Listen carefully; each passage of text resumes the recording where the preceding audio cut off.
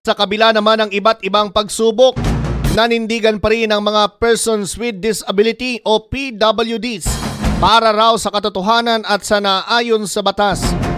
Ito raw ang dahilan kaya pinasalamatan ni Senator Bongo ang mga kababayan niyang may kapansanan na nagtipon-tipon kamakailan sa Davao City para iparating ang suporta sa ngayon nakadeta na o detain na si dating Pangulong Rodrigo Roa Duterte.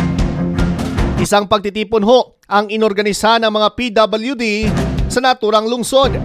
Ayon kay Senator Bongo, pinahahalagahan daw nila ang pagpapahayag na ito ng suporta para sa dating lider ng bansa. Sa kabila ng kanilang kapansanan, buo raw ang kanilang paninindigan at panawagan na maiuwi na sa Pilipinas si Pangulong Duterte. Tiniyak naman ho mga kaibigan ng senador na patuloy niyang isusulong ang mga batas at programa na mga ngalaga sa karapatan ng mga PWD at iba pa hong vulnerableng sektor.